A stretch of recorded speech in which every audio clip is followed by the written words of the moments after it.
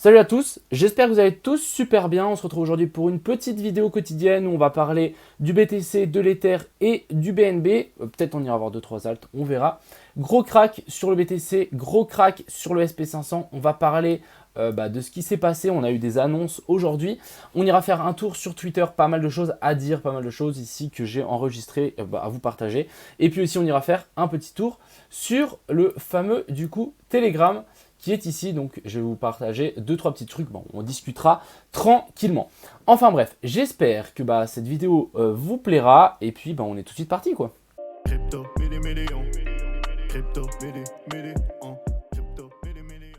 Petit update sur le copy trading sur BitGet parce que j'avais dit que j'allais essayer et du coup j'ai essayé avec mes 750 $. Avec la baisse ici tout ce bordel qu'on a eu sur la charte, je suis quand même en positif. Donc à partir de hier quand même, je suis à plus 160 $, donc 160 USDT, avec 750 de dépôt, avec mes deux traders ici qui font du très très bon job, super cool. Bref, c'est assez puissant. J'ai même quelqu'un qui m'a mis un commentaire comme quoi il était passé de 50 $ à 650. Je vous montre ça tout de suite. Donc ici, vous avez donc la personne HeadJump qui a dit BitGet c'est insane avec le copy trading, je confirme à 50 € à 650 € en 4 jours. J'étais en mode quoi, c'est possible ça? Du coup moi j'étais déjà content avec mes 150 balles, mais là j'étais en mode ok. Donc vous voyez que ça a l'air assez puissant. Encore une fois, faites attention. Si le trader se fait liquider, vous êtes liquidé aussi. Ça, c'est quelque chose à comprendre. Donc, choisissez des bons traders où il y a beaucoup de gens qui le suivent. Souvent, quand il y a beaucoup de gens qui le suivent, c'est que ça fonctionne. Encore une fois, ça ne veut pas dire que il y a un dicton qui dit qu'en montagne, s'il y a déjà des personnes qui sont passées et que toi, tu passes après, c'est safe. Non, pas du tout. Des fois, il y a 50 personnes qui sont passées et à la 51e personne, il y a une avalanche qui passe. Enfin bref, donc assez intéressant. Des gens gagnent. Assez content. Je suis un peu choqué quand même que ça fonctionne autant bien et qu'il y ait des traders qui gèrent autant à ce point. Enfin bref, j'espère que ça va continuer. Ensuite ici, donc sur le concours de Bybit, du coup j'ai réussi à monter la team top 5, donc classement régional, plutôt content ici avec mes 310%. On a des autres personnes qui commencent à m'aider, c'est très très cool ici. Du coup 25% aussi, il y était pas hier dans le concours, mais là ça commence à grimper, donc ça c'est plutôt pas mal. J'espère qu'on va pouvoir arriver dans le top 3 au moins des classements FR. Et puis moi je pense que mon top 10 ça va être un peu mort, hein. Ici ils sont à 1700%. Aujourd'hui, j'ai pas trop trade, je préfère garder pour le moment. Ça, si jamais on a un bon setup, je traderai. Donc aujourd'hui, qu'est-ce que je voulais vous parler? On a eu la sortie de l'inflation qu'il y a eu sur différents pays. US 9.1, je ne sais pas si vous vous rendez compte, 9.1, c'est immense.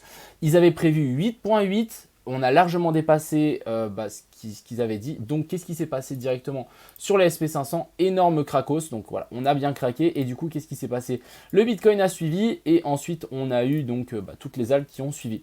Ce qui est assez intéressant, c'est que souvent, avant ce genre de dump, vous voyez qu'ici, on fait des scam pump. Donc, ça veut dire qu'il y a des gens qui font pumper le marché. On piège de la liquidité là-haut. Et ensuite, on dump sur ces mêmes gens qui se font tout simplement liquider plus bas. On a aussi la Suisse qui est à 3.4. La Chine aussi qui est un pays énorme et qui fonctionne à fond la caisse. Donc pas d'inflation pour la Chine. Ça ne m'étonne pas. Hein. Trump disait que le vrai ennemi c'était la Chine et je pense que c'est vraiment le cas. Donc ici vraiment pour moi la Chine 2,5% c'est très très très mauvais. Ça veut dire que c'est un pays qui résiste bien plus par rapport à l'US, même par rapport à la France. Donc la France ici sera à 5.8. Enfin bref, un peu d'inflation partout mais voilà, l'US 9.1 c'est immense et du coup on a eu un dump par rapport à ça.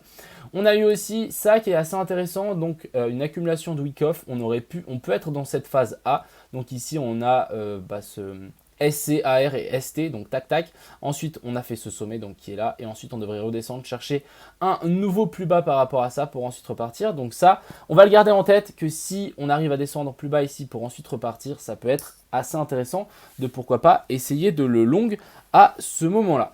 Ensuite, je voulais vous parler aussi, donc petite analyse que j'avais fait il y a super longtemps sur cette fameuse charte. Donc ici, on remonte il y a quelques jours. Donc voilà, soit on avait dump, soit on allait venir chercher liquidité là-haut pour ensuite redump. Mais finalement, qu'est-ce qu'on est venu faire? Je suis retombé sur la charte, donc j'ai juste mis une petite update. Voilà, on est directement redescendu sur ces plus bas ici. Et on a toujours cette liquidité ici à potentiellement venir prendre. Donc est-ce que ici ça peut nous former un potentiel bottom? Alors pour le moment je pense que on a eu quand même énormément de volume. Hein. Ici je ne sais pas si vous voyez mais on a eu un pic de volume pour le coup. Et pour le moment, ça reste une tendance baissière. Ici, on a fait un nouveau plus bas par rapport à ça. Et ici, on a de nouveau fait encore, on a fait une clôture par rapport à ça. Donc pour le moment, ça reste clairement une tendance baissière. Même si on a des divergences ici qui commencent à se former sur le BTC, ça reste clairement une tendance baissière. Donc ça, il faut le noter et le sauvegarder dans sa tête. Tant qu'on n'a pas un nouveau plus haut, donc un nouveau plus haut, c'est une clôture au-dessus de ça, ça restera baissier pour le moment. Soit il nous faut voilà, remonter jusqu'ici, nous faire une clôture au-dessus de ça. Ensuite, on redescendra pour ensuite repartir.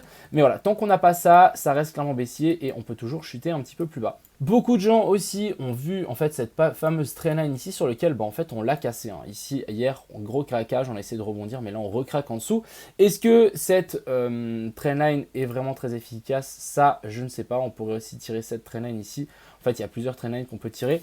Enfin bref, je ne suis pas fan, mais voilà, finalement c'est quand même cassé. Ça représente quand même beaucoup un bear flag comme ce qu'on avait eu ici. Donc ici, tac, la borne basse, la borne haute, la borne haute et la borne basse. Ici, on breakout et ensuite, ça continue à chuter. Ça, c'est largement faisable aussi sur ce fameux BTC. Donc, méfiance pour le coup.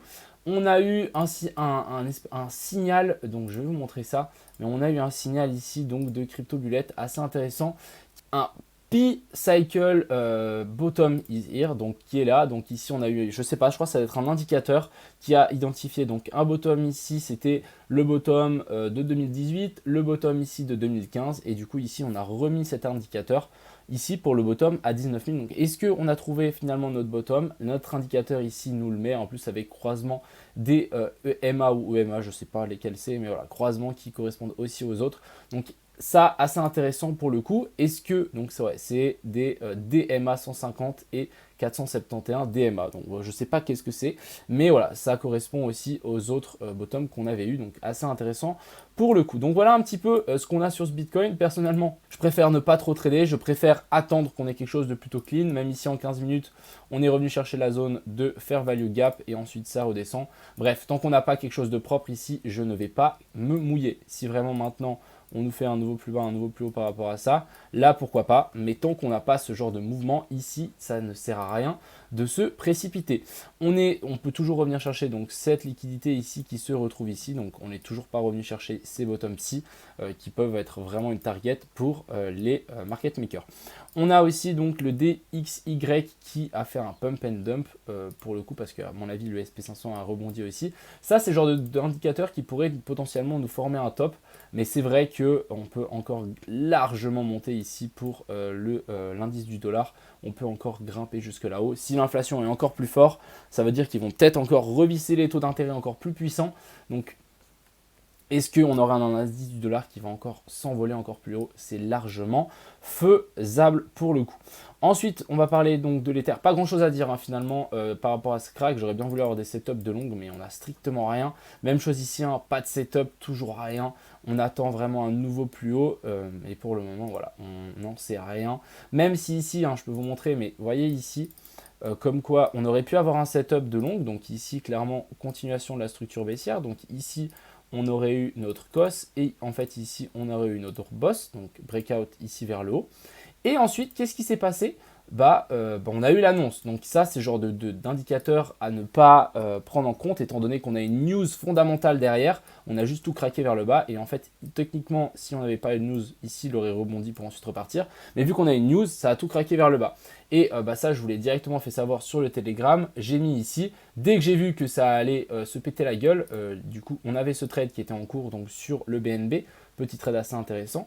Et ensuite, dès que j'ai vu qu'on avait l'annonce et que ça allait vraiment se péter la gueule, qu'est-ce que j'ai mis? J'ai mis j'enlève l'ordre. Parce qu'on avait un ordre, j'ai clairement enlevé l'ordre parce que je me suis dit, ok, il y a une news, je peux pas, le chart, on ne peut pas gérer une news. Et ensuite, ça a cracos. Donc voilà, on a vraiment craqué aussi le SP500 pour le coup. Et du coup, maintenant on est en train de remonter, mais est-ce que c'est pas juste un dump pour venir chercher l'imbalance et ensuite continuer à chuter?